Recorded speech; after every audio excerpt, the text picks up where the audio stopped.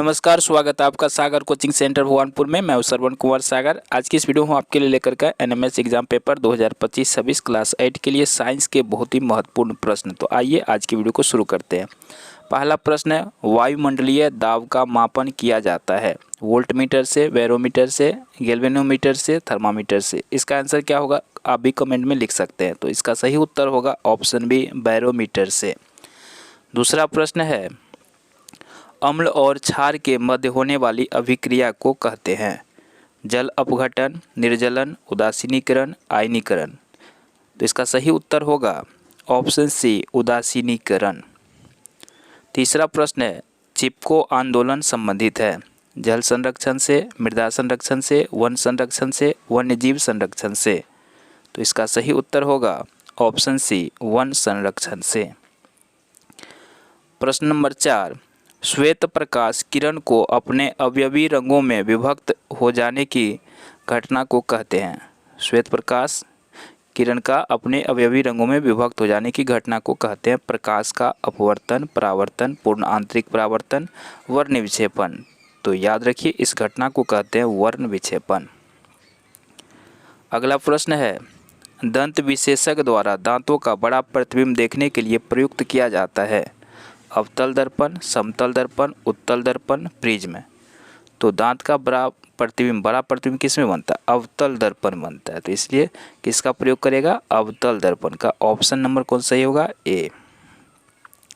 Question number 6 में है, डॉक्टरी थर्मामीटर का तापीय परास है। तो डॉक्टरी थर्मामीटर का तापीय परास कितना होता है? ऑप्शन के अनुसार जो यहाँ पे दिया गया है, तो इसमें 35 डिग्री सेल्सियस से 42 डिग्री सेल्सियस तक पहला ही ऑप्शन सही है। अगला प्रश्न लेते हैं, स्वस्थ मानव नेत्र के लिए स्पष्ट दृष्टि की न्यूनतम दूरी व अधिकतम दूरी क्रमशः होगी।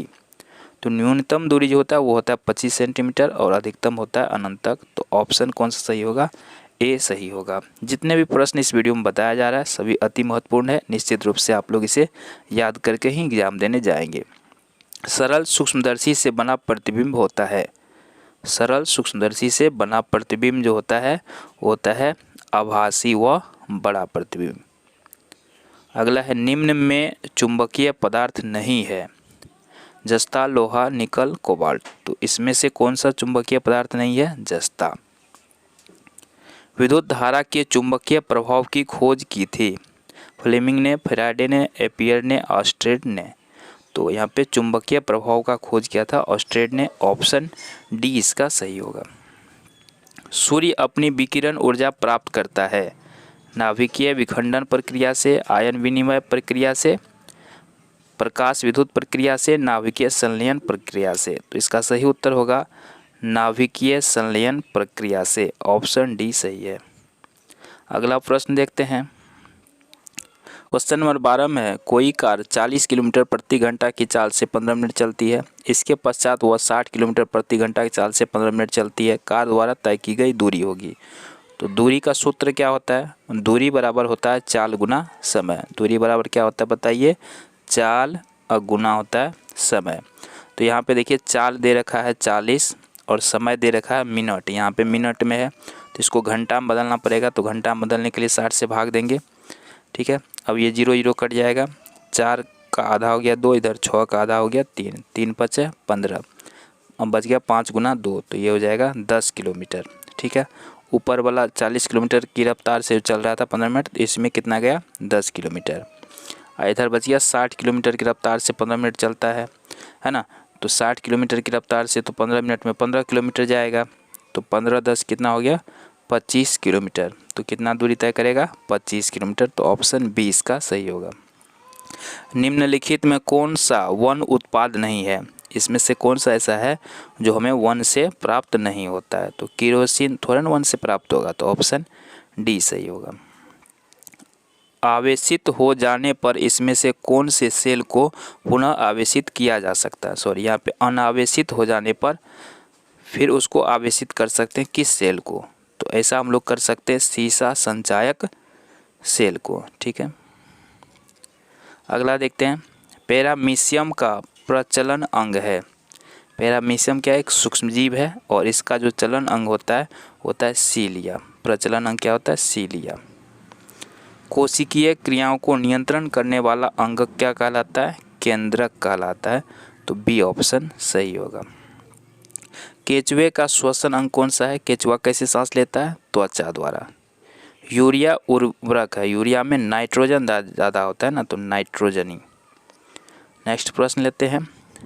ब्रायोफाइलम में किस भाग के द्वारा जनन की क्रिया होती है, तो याद रखना पत्ती के द्वारा, ठीक है। इससे पत्ता से ही नए पौधे का जन्म हो जाता है। निमोनिया का रोग कारक सूक्ष्मजीव है, निमोनिया किस सूक्ष्मजीव के कारण होता है, जीवाणु के कारण होता है। रोग का टीका लगाया जाता है, किस रोग का टीका इसमें लगाया जाता है ना, तो यहाँ पर देखिए टाइफाइड रोग का टीका लगाया जाता है। रोहू और कतला है, रोहू और कतला क्या है, मछलियों की जातियाँ हैं, ठीक है। दूध में उपस्थित मुख्य पोषक तत्व कौन सा है, तो दूध में मुख्य रूप से कैल्शियम होता है। साहिवाल किसकी नस्ल है, तो साहिवाल क्या है बताइए, गाय की एक नस्ल है।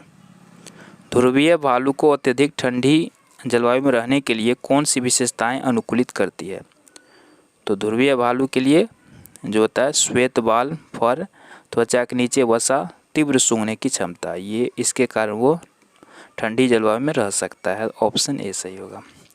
जाइलम उत्तक का कार्य है, इसका काम क्या होता है, जल का परिवहन होता है, ठीक है। ऑप्शन नंबर कौन सा सही होगा, डी। आगे बढ़ते हैं।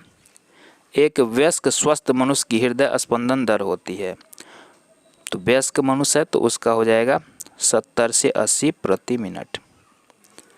गैल्वेनीकरण है, गैल्वेनीकरण किसको बोलेंगे, ये बोलते हैं लोहे पर जस्ते की परत चढ़ाना को बोलते हैं।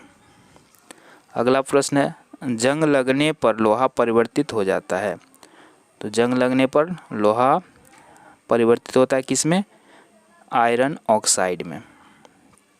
एलपीजी में पाई जाने वाली मुख्य गैस है, तो एलपीजी में मुख्य रूप से कौन सा गैस होता है, ब्यूटेन होता है। मार्स गैस किसको कहते हैं, मार्स गैस बोलते हैं मीथेन को। कैल्शियम की संयोजकता है, कितना है बताइए, +2। भौतिक परिवर्तन का उदाहरण नहीं है, तो जंग लगना क्या है, रासायनिक परिवर्तन है, तो ये भौतिक परिवर्तन नहीं होगा, तो ऑप्शन डी सही है। फुलेरिन में मूलतः कार्बन के परमाणुओं की संख्या है, तो इसमें कितना होता है, 60। साइंस का अंतिम प्रश्न है, बेकिंग सोडा की प्रकृति क्या है, तो ये हो जाएगा आपको क्षारीय। अगले वीडियो में हम सोशल साइंस के प्रश्न और गणित के प्रश्न को लेकर आएंगे, तो इसलिए चैनल पर तो सब्सक्राइब जरूर कर लें, वीडियो को लाइक करें, शेयर करें।